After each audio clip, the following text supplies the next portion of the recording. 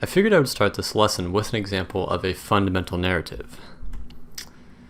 So beginning in 2015, an ongoing theme was monetary policy divergence between the Fed and the ECB. The Fed is short for the US Federal Reserve, and the ECB refers to the European Central Bank. In a way, the US was an outlier economy where following the credit crisis in 2008, economic conditions gradually improved, and several years later, the US was in a far better state than other developed and emerging market economies. Due to the US's strong progression, and after having historically low interest rates for such a prolonged period of time, paired with strong economic data such as robust job creation, the market anticipated the Fed was ready to start the rate hike cycle. Now, historically, the Fed, ECB, and other central banks, such as the Bank of Japan, or BOJ for short, have generally been on sync during a rate hike cycle, while this time around was different. The Fed was ready to begin the rate hike cycle, while the ECB anticipated further rate cuts and stimulus packages because their economic recovery was not as strong as the US. The divergence in monetary policy is your theme. So that is raising rates in the US, and that is paired with further rate cuts in Europe. So to express or implement this as a trade, you would simply want to go long USD versus the euro. So to do this, you would sell the euro-dollar pair, and remember that since euro is the base currency, you need to sell the pair to have long US dollar exposure. So by selling the euro-dollar pair, you are short euro and long the US dollar, just to clarify. The reason that you would use this to express this theme is because an increase in interest rates will cause a currency to appreciate, the US dollar in this case, while a decrease in interest rates will cause a currency to depreciate, that being the euro. So if some of that doesn't make sense, don't worry, because this is exactly what we're going to go ahead and cover in these next few lessons here.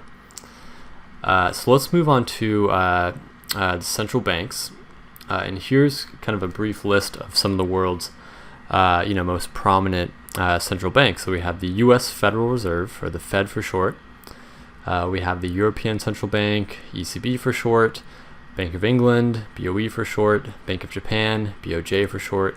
Swiss National Bank, SNB for short. Bank of Canada, Reserve Bank of Australia, Reserve Bank of New Zealand, etc. And so currency traders closely monitor central bank activity and any monetary policy decisions they make. The main function of a central bank is to control a nation's money supply. Through central banking actions, there are several goals which include low unemployment, price stability in reference to inflation, and economic growth. Central banks have several monetary policy instruments available to achieve these goals, which include the most dominant power of central banks, which is to influence interest rates by means of open market operations, setting the discount rate, and setting reserve requirements. So I'll use the central banking system of the US, the Federal Reserve, or the Fed for short, to explain each of these monetary policy instruments.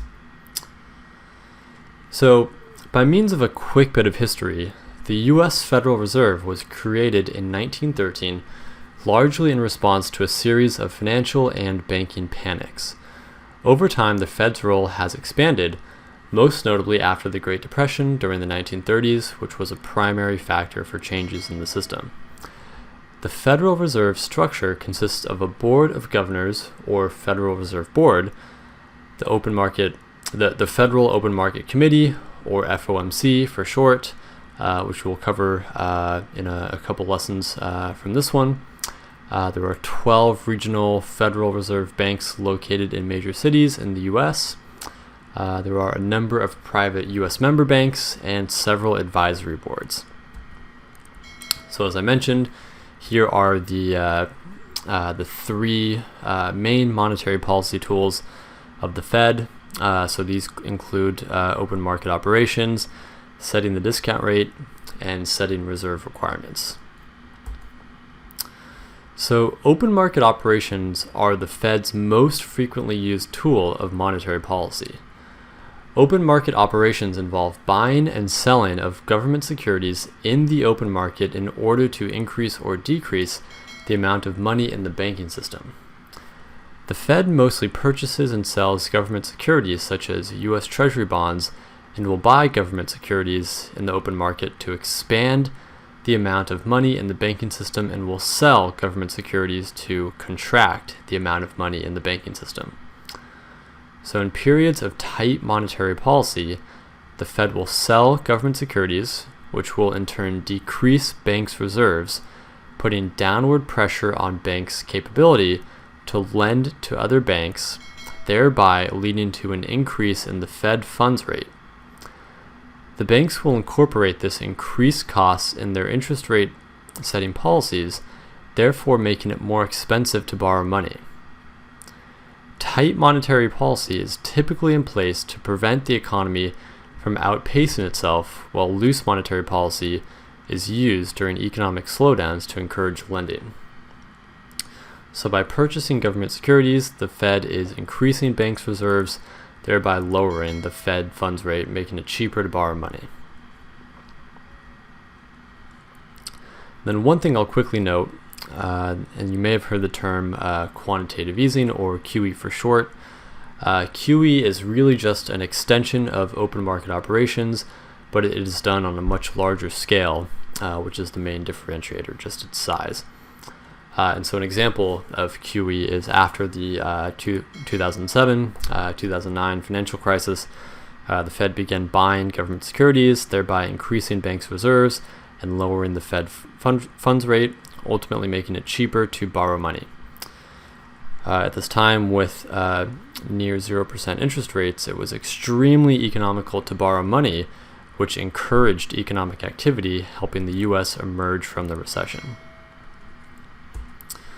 So the next tool of monetary policy is the discount rate. And so the discount rate is the interest rate charged by Federal Reserve banks to commercial banks and other depository institutions on short-term loans. If the Fed decreases the discount rate, it will be cheaper for commercial banks to borrow money, which in turn results in an increase in the money supply. On the other hand, if the Fed were to increase the discount rate, it will be more expensive for banks to borrow money, which would result in a decrease in the money supply. And so finally, the last tool that we'll cover of monetary policy, this is reserve requirements, which is the amount of funds that a depository institution must hold in reserve against deposit liabilities.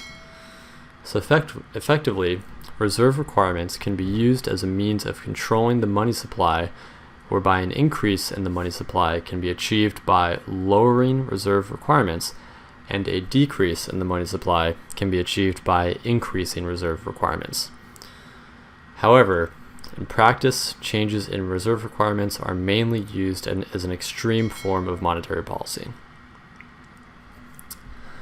So that was part one of the central banks, the Fed, and monetary policy lesson, and following is part two, which will cover the Fed funds rate and FOMC meetings.